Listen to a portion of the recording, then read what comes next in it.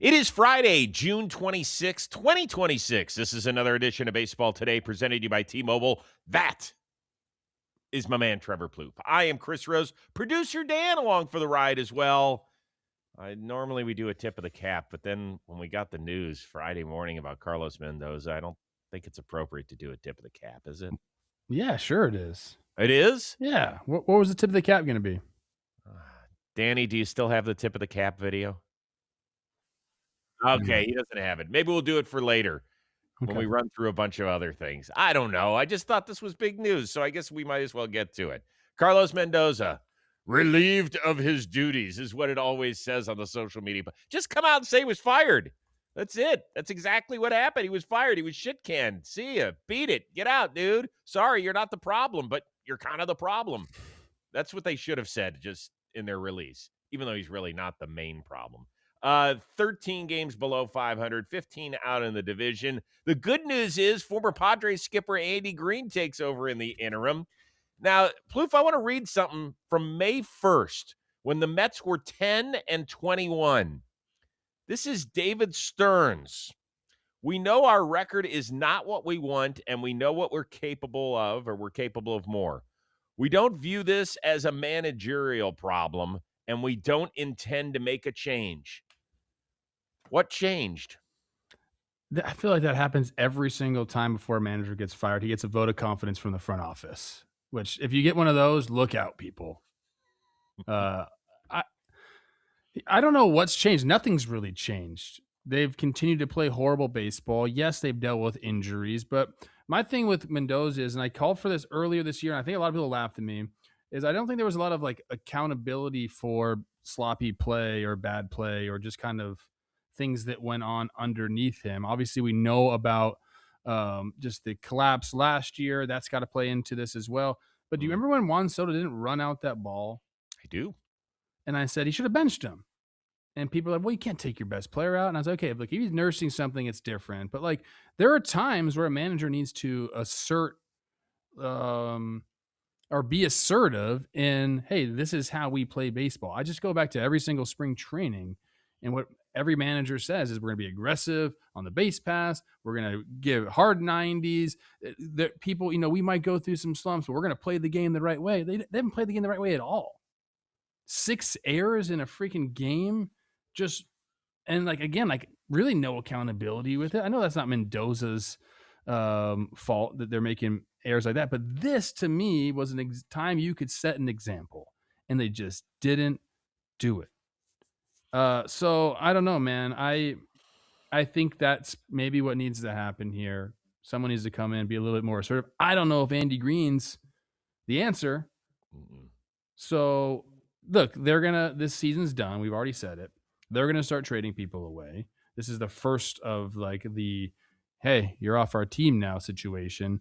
And that's kind of it for Mets fans. Get ready for the Jet season, I guess. Oof.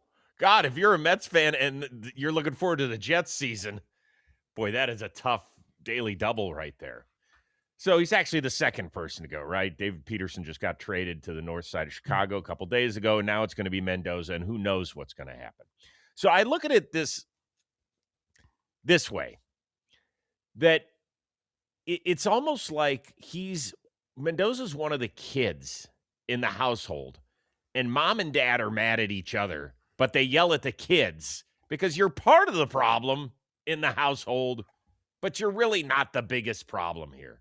The biggest problem is that David Stearns has screwed this up beyond belief. And he took a huge chance. He got rid of or didn't want to fully extend the franchise's all-time home run leader in Pete Alonso. He got rid of the longest tenured Met in Brandon Nimmo. Somehow Edwin Diaz walked out the door. I know he has not been healthy for the Dodgers, but when that happened, everybody's like, what the hell? Who did he bring in? He brought in Bo Bichette, who's a negative WAR player. He brought in Marcus Semien, who is a negative WAR player. He brought in Devin Williams, who is a negative WAR player. He traded for Freddie Peralta, who's barely a positive WAR player. Folks, we are halfway through the 2026 season. This is no longer a slow start. This is exactly who you are at this point. And should the Mets have done this when the Phillies did?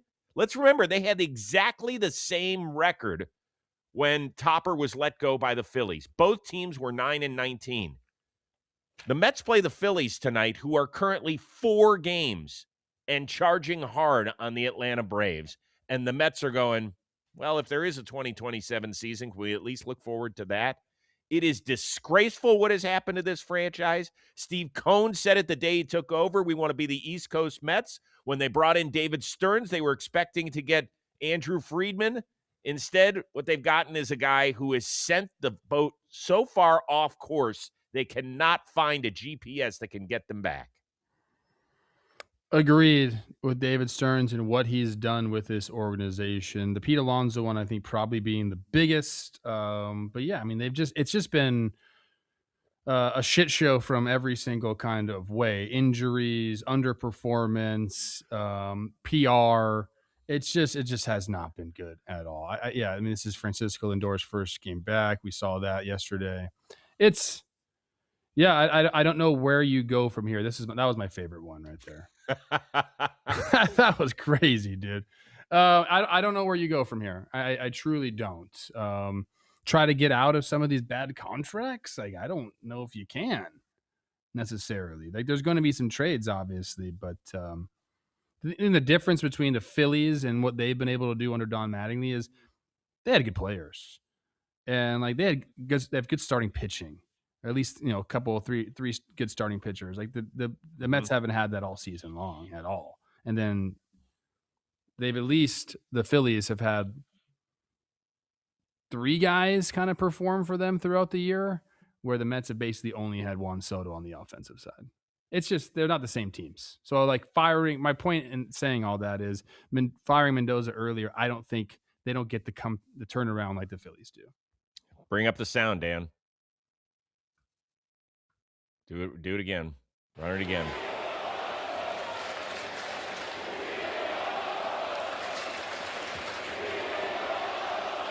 That's the other night against the Cubs at Citi Field where they're chanting Pete Alonso. They'll get to see him in the flesh in the middle of September. It's bad timing on my part. I just interviewed Alonso earlier this week, so I won't even get a chance to ask him about the manager getting fired. Bummer for me. I don't know, man. It stinks. I like it when the Mets are interesting. They're bad, but I guess they're in. This does qualify as interesting, does it not? I guess I had them. I thought when they did all these moves, I was like, you know what? They needed a refresh, maybe a rebrand and get some of these guys out in the different clubhouse look. And they actually went out and made moves. So there I can't really fault. You fault David Stearns for how it's turned out, but like he made moves. I don't like they got rid of Alonso, but again, like they overhauled a ton. They went out and got Freddie Peralta. Like all these moves at the time, there was optimism. I had him ranked 3rd in the preseason, mainly because it was fun and there was a little bit of a Wait, shock to 3rd people where? What do you mean? in my preseason power rankings. 3rd overall? Overall, Chris. Oof. Yeah, Jolly Olive said they were going to win the NL East. I was on a heater. I was like, you know what? They need this. Peralta, Nolan McLean, Clay Holmes. Like these guys can get it done. Some of these young guys, Jonah Tong can come up and do it. Like I was like, all right, man. Like I could see this happening. Mm-hmm. And you got Francisco Lindor and Juan Soto, and like I love Bo Bichette. Like I thought there was a chance, man. And it just no chance. And really, like the injuries are a huge part of this too. They really haven't played together like a full squad. Oh no, not at all. Like at all this year. So like there is that, but yeah, I don't know, man. What did I hear? That Bichette, Lindor, and Soto have played together 9 games or something? It's tough. Who's got a better chance of survival? David Stearns with the Mets or Craig Breslow with the Red Sox? Stearns. I think Craig Breslow's out as well. We'll get to that in a second. I wonder what is successful for them for the rest of the year. I mean, do they have any shot? Let me see what the wild card is. What are they, 9? No, they're like one of 9.5. They're one of in all of baseball, Chris. Right now, there are 3 teams that are more than 5.5 games out of a wild card. It's the Mets, it's the Giants, and it's the Rockies. Yes, it is. Wow. In all of baseball. Who's had a more miserable season, the Mets or the Giants? Oof. Probably both. Both are they're kind of like the same. I think the Giants with some Yeah, because other the Giants have been healthy. and some other issues. Yeah. I mean, we're talking baseball here, but yeah, I'm talking on the field, they've been healthy. And the Mets at least have that excuse a little bit. Mets fans, where are you sitting today? Like, what are you happy? Nobody can be happy with this. I mean, it's like, great. Andy Green, go get him. Yep. They couldn't run that guy out of San Diego fast enough, even though I think he got 4 years there or something, 3.5, whatever it was. I don't know. Can this team rebound? I wonder what Juan Soto is thinking today. I'm gonna get mine. I already got mine. I don't know. Do you think he's thinking it's Friday, it's payday? I think he's like, thank God I got in before Major League Baseball proposed the cap on what I can earn. Holy shnikes. Although maybe he wishes he had only signed a 5-year deal there. Golly. I'm kidding. Okay. A lot to get to in the comments. Let's go for it. I just count the number of times today, and Stearns is going to have a presser. Who knows? By the way, would you want Stevie Cohen there at the presser?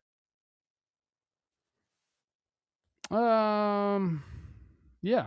I would. Yeah.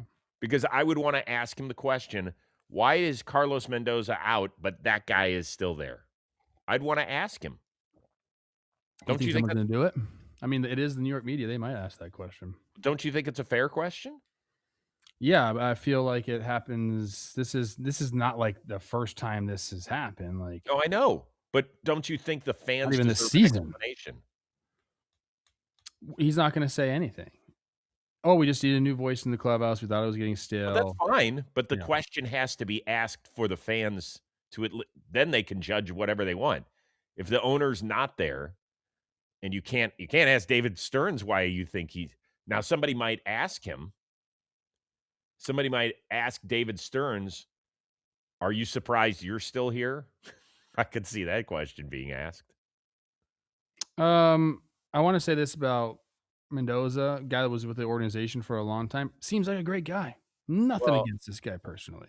No, he was with the Yankees before this. Oh, okay. Why am I thinking? Who am I thinking about then? You're thinking about Brian Snitker, who was in Atlanta for 7 No, there's somebody else too. All right, that's my bad on that. But seems like a nice guy was my point. Yeah, and by the way, here's what you're going to hear from everybody who either covers the Mets or covers the sport nationally and knows Carlos Mendoza. Here's what you're going to hear today.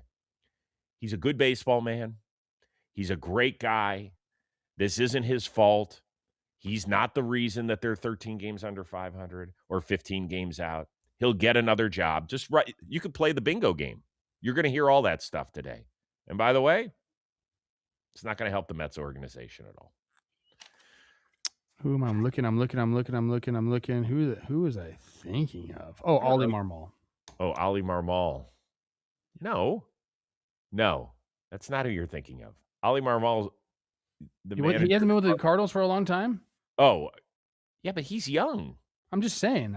That's who I was thinking of. So. Oh, I thought you were talking about like somebody for decades who was with a team. I think Ollie Marmol's been there before he was the manager, was in the minor leagues for a while. Yes. Okay. Let's try and get back on track, which we will. Courtesy of Samuel Adams. This summer, next month, America turns 250, and nobody's more ready to raise a glass than the beer named after a founding father himself, Samuel Adams. From the man who helped spark a revolution to the brand that's been brewing independence since 1984, Sam Adams is leading the celebration all summer long. So crack open a summer ale, that crisp, citrusy wheat ale with a bright lemon finish that tastes like the 4th of July in a glass. Or grab the limited edition Star Spangled Variety Pack. It's loaded with summer ale and porch rocker, American Light, and fan favorite blueberry lager. Look for their retro-inspired packaging at a store near you, because this isn't just another summer. It's America's 250th. So join the rally. Raise a Sam for the founders, for the flavor, for 250 years of independence. Cheers to 250, America. This Sam's for you. Samuel Adams, the Boston Beer Company, Boston, Massachusetts. SamuelAdams.com. Savor the flavor responsibly. All right. Boston. We're going to move on to them, believe it or not. They returned from a road trip, beaten, battered, and tired because of plane issues. They got back to Boston at 6 a.m. But you know what? They brought enough energy against the AL's best pitcher. Payoff pitch. Swinging a shot, high deep drive down the left field line. Can he straighten it out? And it is going to be out of here. Home run, Caleb Durbin. Red Sox do indeed take the lead. Little man coming up big. He's been swinging it a little bit better. They end up handing Cam Schlittler a loss, even though Schlittler was not charged with an earned run in the defeat. But we're going to focus on the guys at Fenway. It has been a rather disastrous season. They got rid of their manager. Their team president of baseball operations has come under fire. Their players have underperformed as well. But they're only 5 games out of the wild card. What would make for a successful second half for this franchise? I mean, I just talked about this a little bit with Jake about how, like, everybody hates their team in the American League, but everyone is still in the race. I mean, look, there's a ton of teams in front of them. What would make a success? I mean, making the wild card would be obviously a success. Do I see that happening? I'm not so sure. In my mind, we're getting Boston trades, and a lot of those guys are going to be on different teams, and some big starting pitchers and a massive reliever, I think, is going to go. Like, I haven't even really thought about them being a force in the wild card, but again, as you point out, only 5 games out. So, like, could it happen if they get an absolute heater? Sure, but they haven't done that at all this year. They've been under 500 every single month, and that's what it would take for them to get back in. It's like a full month of great baseball, and right now, I don't think they have the offense to do it, Chris. And just it seems, there's the Section 10 guys who are big, obviously the biggest Red Sox podcast out there. I was listening to a clip of them talking about this team, and I thought this was enlightening and kind of funny. He goes, when I'm watching the game, typically I know when the top of the Red Sox lineup is up. He goes, right now I watched the game and I have no idea when the top of the Red Sox lineup is up. And I'm like, that's funny. But like, Right. yeah, like it's been so bad. And I love my guy, Mickey Gasper, but he's been one of their better like hitters this year. And it's just this team doesn't seem like they can run off those games they need to run off, Chris. So in my real opinion, a successful second half is them getting like a return on some of these guys that they're going to trade. Yeah, I think it's interesting because the American League stinks. Like, who are the Yankees afraid of? Really? Tampa Bay? They're afraid of Tampa Bay. Maybe Toronto if they can get their SHIT together, but really nobody else. Nobody else. So Boston could sneak in there and upset somebody in round 1, possibly. Certainly with the veteran pitchers they've got at the top of their rotation, guys that are playoff tested as well, and then a monster like Chapman at the back end. Here's what I would say. First and foremost, figure out what the hell is the matter with Roman Anthony. Yeah, where is he? I mean, it's a ring finger injury. It doesn't sound like he's any closer than when he got this injury 2 months ago. Like, this is your dude. Let's figure this out. Let's figure this out. It was a cute little joke, though. That was funny. good. So let's figure that part out. The other thing is, and there was flare-ups of it again early Friday morning on social media. Who is Marcelo Meyer? Who is this dude? I like Marcelo Meyer. Okay, but the reports of him not being tough enough, and he's too spacey, and he's not mentally tough. I mean, what is he, 22, 23 years old? Whatever. We just had a long discussion about Dalton Rushing. Huh? So those are tough reports. They are, but they've followed him throughout his minor league career. You heard it when he got up here, and then since he's been up here. And now when that stuff starts heading around Boston, starts percolating, that's a problem because that's going to be a hard label to shake. So they got to figure out what he is. They got to figure out if they can get Roman Anthony healthy. And then we get to the veterans, right? Sonny Gray's got a no trade. So he's going to basically dictate where he wants to go. Contreras has been incredible. He's been great. He smoked a ball last night that Ahmed Rosario had no shot at 113 miles an hour. All I could think about was you having a ball hit at the hot corner at 113 miles an hour. I know. God. What's it like when a guy hits one 113 right at you? I mean, you're just looking to glove it. Just put a glove on that thing. It'll stick. If you put your glove on it, it'll stick. But isn't 113, that's hard, isn't it? Yeah, but a lot of times, like those ones that come off 113, if they hit the ground right away, like it's obviously takes away a lot of steam. But it's hard. Okay. I was just curious about that. Yeah. Here's the thing. Talk about them trading everybody and wanting to do this. Like, if the AL is so bad, I think a lot of us thought this team had a chance this year. Totally. Yes. So, like, why ship everybody off now? You haven't had Garrett Crochet. Like, there are things you haven't had Roman Anthony, and so like I think full roster and an ad here and there is more of my lean of what I want to do than push everybody away. And okay. They're probably not going to do that because if you're Craig Breslow and you start trading people away, you're done. You're done. Your only hope is to get back in it. So, yeah, I don't know if they will do that at all. The weirdest thing is their home record. What are they, 13-25 at Fenway? They've got the worst record at home in baseball. Place that's supposed to be one of the great home field advantages, and they look like a totally different team at home than they do on the road. Yeah, it's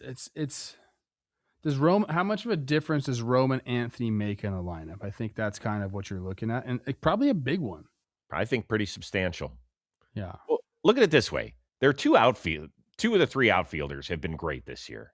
Rafaela and Abreu have been really good, both, in my opinion, at the plate and obviously defensively, right? Rafaela is incredible. Duran has, he doesn't look like the same player at all. I don't know exactly what's gone on. Caleb Durbin, they were excited when they got him, and, the last couple weeks it's been better. But it's still like, I don't know. And then I could see them ripping off a nice 3 or 4 week, and then all of a sudden they were a game and a half out of the wild card race. And then you're definitely not trading guys. I don't think it happens anyway. Now that I'm really thinking about the situation that Craig Breslow was in, and again, like I like this lineup a ton. I had them highly rated coming into the year as well because I thought they were a complete team. And for them, the bullpen overall numbers really, really good. 5th in WHIP on the year. I think they have enough starting pitching.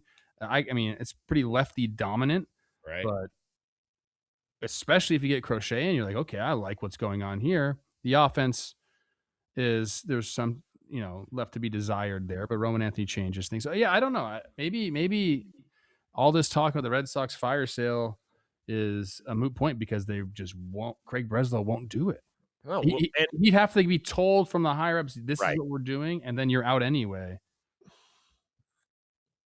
If you're looking at the rest of the American League and you're Boston, even though you're 5 games out and you've played like dog shit and things have gone poorly all year, once again, give me the list of teams that scare you before you get to the Yankees in the American League.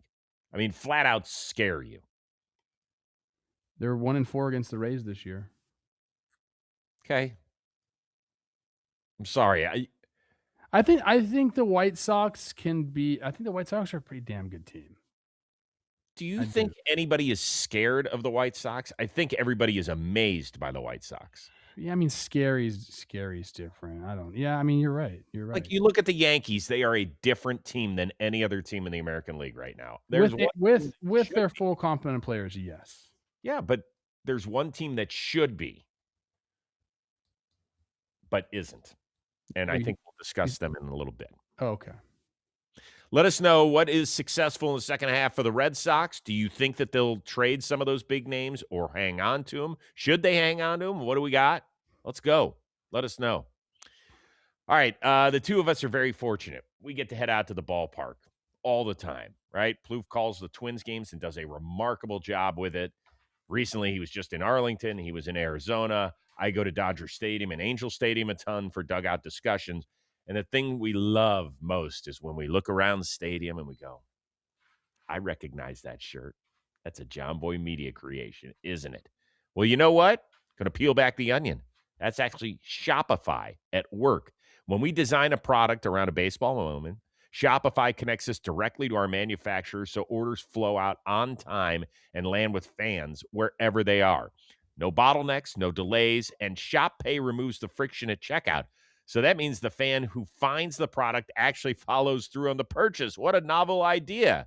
That combination of reach and conversion is what makes the whole thing work. So start your free trial at shopify.com/today. We'll see you at a ballpark near you. All right, it is time right now to preview tonight's games presented by Friday Night Baseball on Apple TV. And kudos to Apple. They got a couple of bangers. We got the Cubs, who've been playing some good baseball on the road at Milwaukee. And then tonight, we've got the Dodgers on the road out at Petco Park. So let's start with the early one, if you don't mind. Milwaukee with a substantial 6.5 game lead over the Cubbies, who are now back in second place. How big a series is this for the North Siders on the road? Are you asking me that? That's me? I thought you were sending it to sound right there. That's to me? No, that's to you, sir. It's a You're big my series, sound. Chris. Yeah, of course, man. Coming up, two teams all four of these teams coming off of sweeps. Oh my goodness. Brewers sweep the Reds in very much. I went back and did math on that just real quick. Yeah. What they've been since 2021 Against the Reds? 27, and I can't read it right now. 53. Hey, Reds versus the Brewers. Chicken scribble on there? Did you write that down, or is that My pen was out of ink, so there's only indentation on the paper. 27 and 53, the Reds versus the Brewers since 2021. Crazy stat right there. Brewers are playing great baseball. I mean, they're just playing how they typically play. Had to use a ton of bullpen in that series, but for the Cubs to be coming off a 4-game mop of the Mets, this is a chance, man. And you're not going to sweep the Brewers. It's just not going to happen. They just don't get swept. So you're looking just to gain a game, and you're looking to say, okay, this little run we're on, this is who we are as a team. This is what we should be. Problem is, man, we talked about the Cubs, like they're running thin on starting pitching, so it's going to have to be the offense that comes through, and it's difficult to do that against the Brewers. Yeah, and they just put Ben Brown on the injured list in addition to Cabrera. That really stinks for them. The really bad news for the Cubs, you get to go against Miz tonight, then Harrison, then Woodruff. Yeah. So good luck with that. Now, they did face Mizorowski earlier this year, and they lost a 5-2 decision against him. 6 shutout innings for Miz, 3 hits, 8 strikeouts, 1 walk. Threw only 74 pitches that night. I don't know if you remember, but that was the game where he went to Pat Murphy and he said, hey, I got one more in me, because we all went, he's only thrown 74 pitches. What the hell's happening here? And this is the time where I was like, dude's got to go deeper into games. Well, he said afterward, I was gassed. Like, I only had one more in me. And then it was shortly after that where he started taking off and has just turned into a different animal. So I'm excited to see if the Cubs can hang with him, because I could see Milwaukee dominating this series. But we'll see. And, by the way, Murph just had hip surgery, I believe, yesterday on the day off. And Trisha Whitaker, who's covering the game for Apple TV, she posted that he's going to be back in the dugout today. I think he had, like, disc surgery, and he's got the really bad hip, and he's going to be back on the bench? Oh, my God. Heavily medicated? Just on the bench, just like loopy as can be? I wouldn't mind to see it. Yeah, he's got that little shtick going with Trisha where he always brings out like a pancake or something from his pocket. Might be some Captain Happy pills in there. Yeah, my gosh. I mean, what a baller. Come on, dude. Yeah, take a day off. I think he knows that the Brewers have a good shot in the series, and he likes looking over in that other dugout, being like, "Ha ha ha."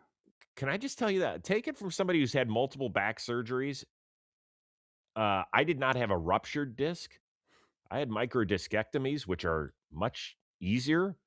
They don't want you sitting at all. They wouldn't. They were like, "Don't sit in your regular chair." Yeah, So, that'd be so funny if he had like a cot and he was just like oh laying down God, in there. please be in a gurney. Oh, so good. It would be great if the medics that are there were just wheeling him out, and he had to lie down the entire game. That would be great.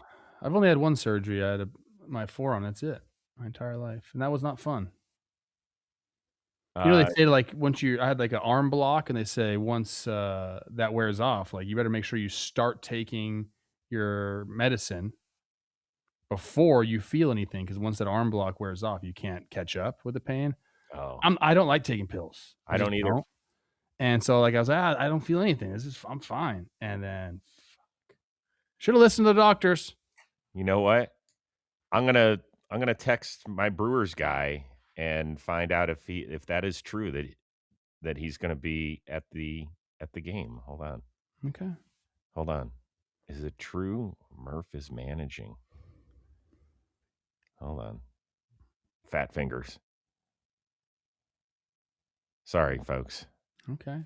In the meantime, you want to talk about the Dodgers and the Padres? Like, we talked a little bit about it yesterday that place is going to be rocking. There's going to be some Dodger fans on hand. Padres know like this might be their last shot at it. What's that atmosphere going to be like? I think it's going to be a great atmosphere. I don't understand how the Padres have their record that they have. I just truly don't, Chris. Worst offense in baseball by a wide margin.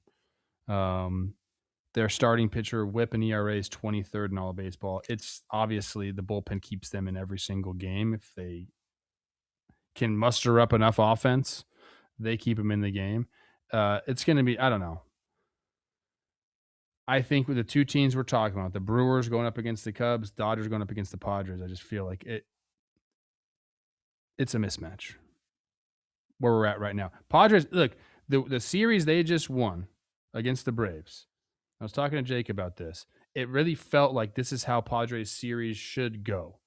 Michael King throws a great game. Manny Machado homers. Tatis in the second game hits a homer. Samad Taylor or somebody at the bottom lineup comes up with a big hit. That's like a regular type baseball game. Bullpen comes in, does their thing, right? Like that should be what these series are like, and they just haven't been that way because their offense has been so bad. But I guess you can look at it and say, hey, we have this record in our offense. The only way is up. Can't get any worse. Tonight's a really fun one to watch because Walker Buehler has totally turned it around. I don't know if Ruben Niebla has tapped into something magical for Walker, but you think he's going to be jacked to face his former team and Roki Sasaki? That'll be pretty good to watch. This is the last opportunity. I just got a note back. Yes, he plans to manage. That's on a gurney. Crazy. I just sent him on a gurney. Oh, man. That's incredible.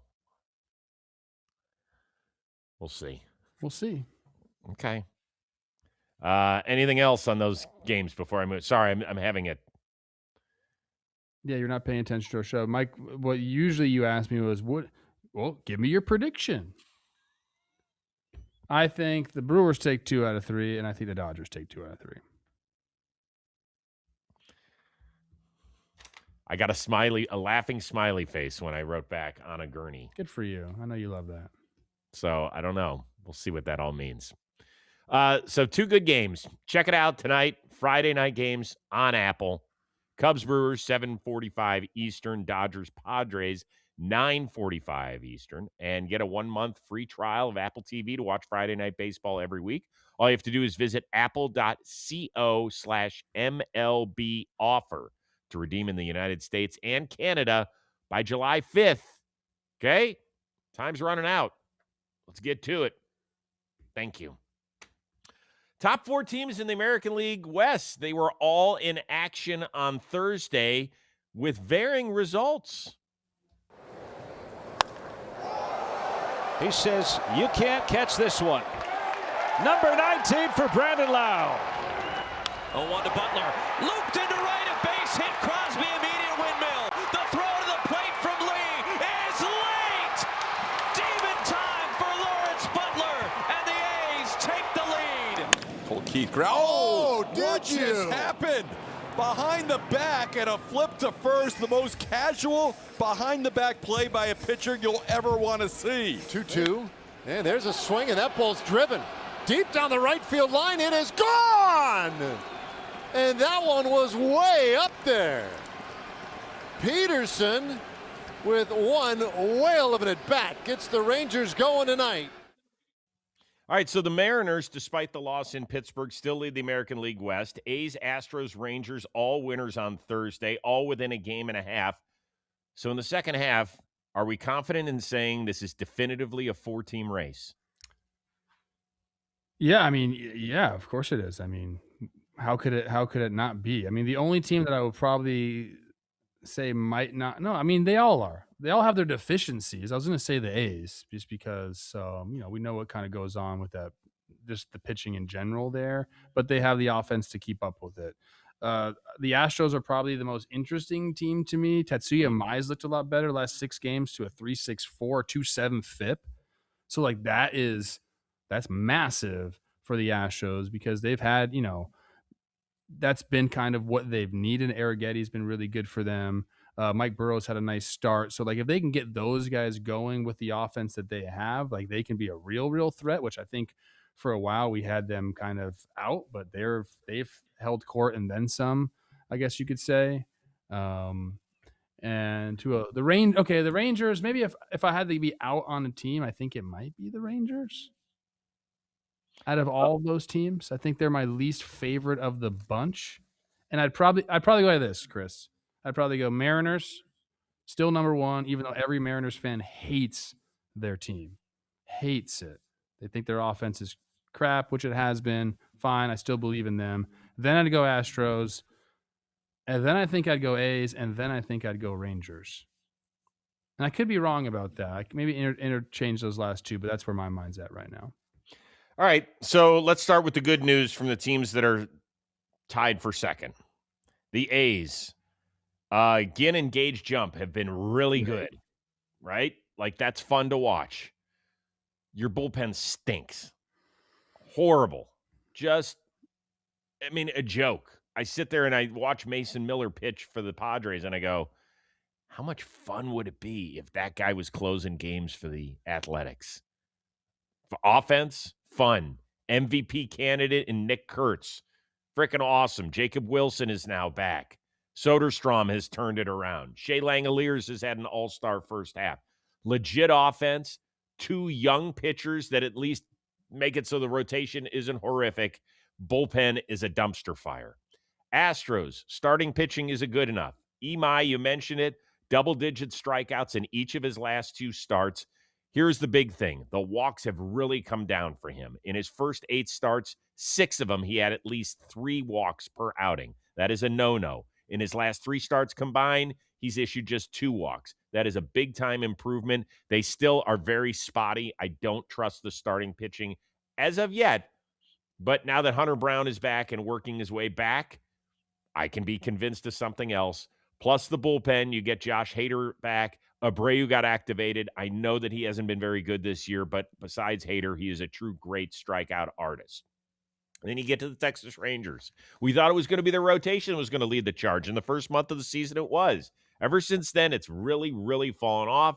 Jack Leiter is now injured. They're searching for answers. Really, the surprise of the team has been the 2 Jacobs in the bullpen. Latz and Junis. Good for them. Offense, whatever it is, it is. With all that being said, yes, they're all sticking around because my Mariners stink. I cannot figure it out. It is what, for all of the problems that Boston has had this year, and Toronto under 500, and Detroit with all their injuries and not playing well, I cannot figure out the Seattle Mariners for the life of me. They have so much starting pitching, they have to piggyback every time through the rotation. And I get it. Brendan Donovan, excellent player. I thought it was a huge pickup, and they have severely missed him. But there's no excuse for this offense being as putrid as it's been. I just cannot figure out this team. I had them winning the World Series. They still might if they can figure it out over the last 80 games of the year. But my God, you are making my balls itch, and I cannot take it. Yeah, I mean, look, some of the guys they expected to have provide thump from them and be run producers just haven't been that. Cal and Josh, even if you want to talk Rob Refsnyder, like he hasn't been the same usual guy against lefties. Um, it's I'd still believe in them. I think it will turn on. I do. I think you always mention Brendan Donovan. He is going to be a big part of this season. Um, I like the Astros, man. Arrighetti last 4 starts have been so bad, but if he comes back to where he was at the beginning of the year, not even just like kind of like that, he was a menace at the beginning of the year. Mm-hmm. You can say Amai is kind of trying to figure it out. You got Hunter Brown, Burrows. I don't know how much you can really trust him. Again, good last start, but it hasn't been. I don't know. Like I think they have the best chance of winning this division, other than the Mariners. With all that being said, if they figure it out starting this weekend in Cleveland, I'm going to come back on Monday's show and be pissed. All year, y'all have just kind of gone right. You had like that 7 or 8 game winning streak, and I was like, okay, it's over now. Nope.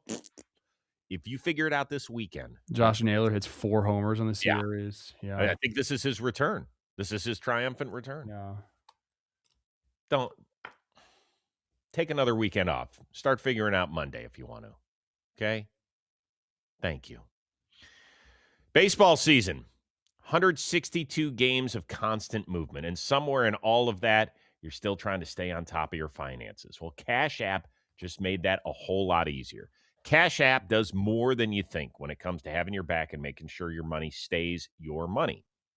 Cash App, it just released a new status program for the way people actually spend called Cash App Green. Now, when you spend at least $500 a month with a Cash App card, you earn green status, which unlocks benefits like up to $200 of free overdraft coverage. If you overdraft unexpectedly, guess what? There's no hidden fees. You also unlock higher borrow limits and custom personalized cash back offers every Friday at places that you love to shop. So turn everyday spending into status with Cash App Green. Download Cash App today or visit cash.app to learn more about this and other financial benefits. Now, new Cash App customers can earn $10 if they use Cash App 10 in their profile at sign up and spend $5 to a friend within 14 days. Terms apply. Cash App, it is a financial services platform, not a bank. Banking services provided by Cash App's bank partners. Prepaid debit cards issued by Sutton Bank, member FDIC. Cash App Visa. Debit flex cards issued by Sutton Bank, member FDIC, and the Bancorp Bank N.A. pursuant to a license from Visa USA, Inc. See terms and conditions for the Sutton prepaid card, Sutton debit flex card, and Bancorp debit flex cards. Cash App Green features savings, direct deposits, roundups, overdraft coverage, and discounts provided by Cash App, a Block Inc. brand. Visit cash.app/legal/podcast for full disclosures. All right. Hang with them. First 2 All-Stars are locked in. No big shock. Shohei, leading vote getter in all of baseball. He is headed to his 6th straight Midsummer Classic. Who led the American League? Well, of course, it was Ernie Clement. Congratulations, Blue Jays second baseman. How shocked are you that I just said that?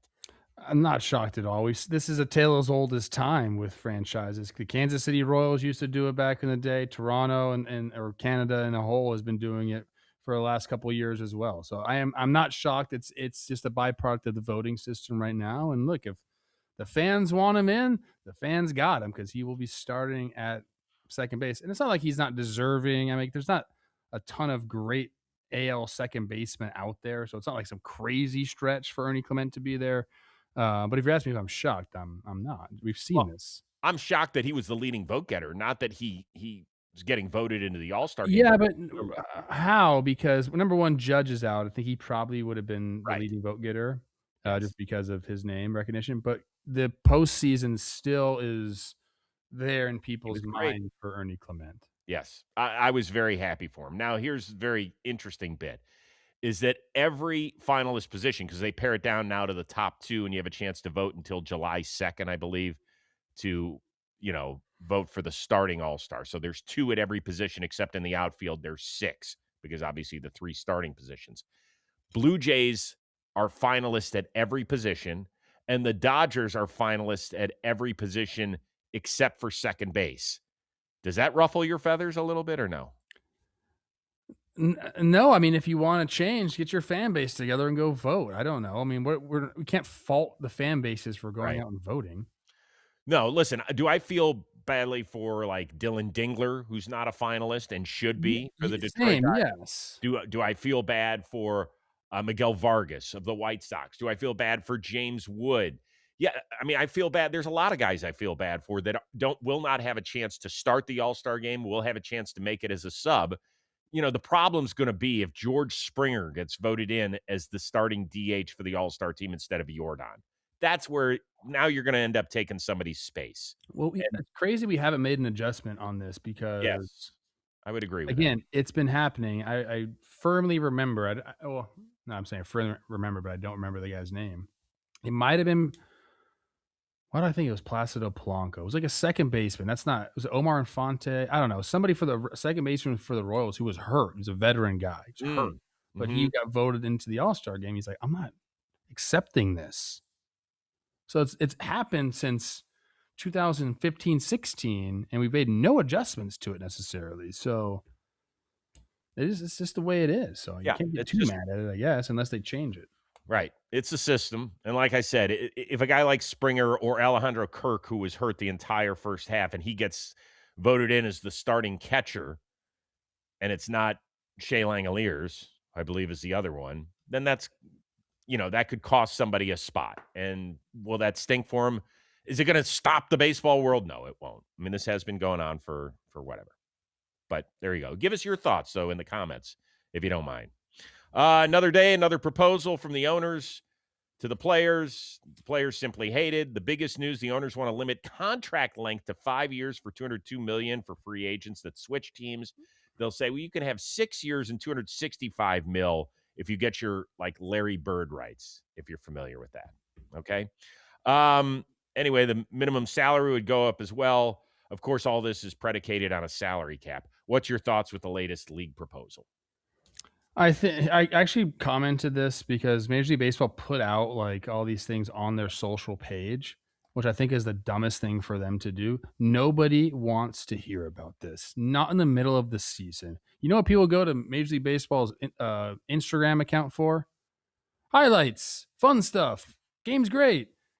Nobody wants to see labor negotiations. Nobody wants to see billionaires versus millionaires. That is just the truth. I actually commented on that post and I said, don't put this on your social page. Negotiate behind closed doors. Unless you're going to give the fans a vote, stay off of this. Stay off your socials. They deleted that post. I think they went up and down like 3 times deleting it. I bet you because people were saying the same thing. Well, I just think it's so stupid for them. Like, what is, like, I get it. It's always been a PR battle, but what does it really matter? They're not taking into account what fans are saying, even though they say they are. They're taking into the account the fans that agree with them, what they're saying. Yeah, they also have a fan meeting, which, whatever. I don't know why they do that. Look, they are trying to win the fan vote by saying, hey, salary cap's working great in the NFL. Hey, a salary cap is working great in the NBA. Everybody knows that you can get a max contract. That's what we're talking about in the NBA as the new league year is getting ready to start after the draft. Here's what they can offer him. Here's your max deal. And fans care about that stuff. So they probably are sitting there wondering, well, why can't the baseball players just agree to it? If it'll help our league, we don't know if it'll help our league. We really don't. What it'll help is the owners' pocketbooks. That's what it'll definitely help. We know that. Suppressing salaries will help that. So that's what I have to say about that. The other thing, and I'll make this point several times until there is a lockout, because I fear that there will be one. Why can't we get a deal that's longer than 5 years? The NBA's got one that's 7 years. The NFL's got one that's 11 years. We don't ever talk about that stuff. Here, we get through a deal. I feel like we just signed the previous deal. Yeah, I don't have an answer for that one. I wish it was longer. Yeah, I mean, can somebody answer that Because for us? literally no one cares about this. If you're a fan of the game, you do not care. What you care about is how many games am I gonna miss next year? That's what you care Yeah, about. and yeah, hey, yeah, I want my team to do well. Sure. But, like, talking through the media about negotiations is That's crazy to stupid. me. You're right. You're right. It's appropriate we are waiting till the very end of this show to discuss the Philadelphia Phillies because that's when they do their best work in Washington. Fly ball left field. That's hit well. Lyles going back toward the wall. Gone! Opposite field. 2-run home run. Bryce Harper. The 9th inning magic strikes again. That's right, Tom McCarthy. The 9th inning magic did strike again. First time in baseball history, according to Elias, that a team hit a go-ahead home run in the 9th inning in 3 straight games. How big a deal is this? I mean, it's a big deal for the Phillies because obviously now with the Braves getting swept, they're so close in that NL East, which we thought was completely over. It's clearly not. They're 4 games back. I think for the Nationals, it might be even a bigger deal. Like you got a chance to really put a stamp on it. They could have won all 4 games of that series. Instead, they lose 3 out of 4, and that's just tough. Talk about bullpens and what they mean to young teams, and you can score all the runs you want, but if you can't hold that lead, it becomes tough. I don't know. It was. I think it does show, like the Phillies they're real, and if they end up really fighting for the NL East, what a turnaround that'll be. They were out and dead early on in the season. They've just completely crushed it. Speaking of crush, the highest scoring team in the league basically handed Christopher Sanchez a loss. And somehow Philly said, nah, that's not going to happen. If Washington is serious about being a wild card contender this year, please fix that bullpen.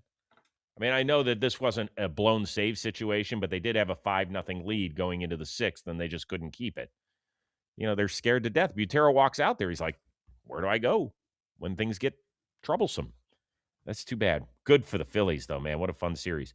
Great day for the Tampa Bay Rays on Thursday's Junior Caminero, a 3-home-run game. Usually a 13-0 contest in the top of the 9th. You're like, yawner, I'm going to get out, beat traffic. There's only one way out of town there in St. Pete, the whole bit. No. Those fans that showed up and the people watching wherever they watch, glued because the Royals hadn't gotten a hit in the 9th inning until this. Inch closer. And here's the pitch to Jensen. He hits a shot deep into right. And that ball is going to go. A home run. Jensen, who entered this game with a 15-game hitting streak, breaks up the no-hit bid. Try not to give up a hit. Unfortunately, I was unable to do that. Hit a good pitch up in the zone. Kind of ambushed me there. And okay, Craig Kimbrell might end up in Cooperstown one day. He's not the same pitcher now. Did Kevin Cash owe it to Rays fans to put in a more dependable reliever with a no-hitter on the line?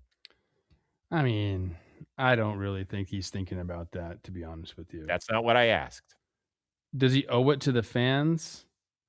I think the fans would be much happier if, like, the bullpen is doing what they're supposed to be doing at the end of the season. They win the AL East. That's what I think. I don't even like.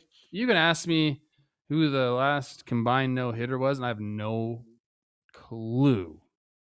I'm not in on these things, so I'm with Cash and whatever he decided right there. Yeah, we have spent a lot of time talking about the combined no-hitter and how little interest we do have in it.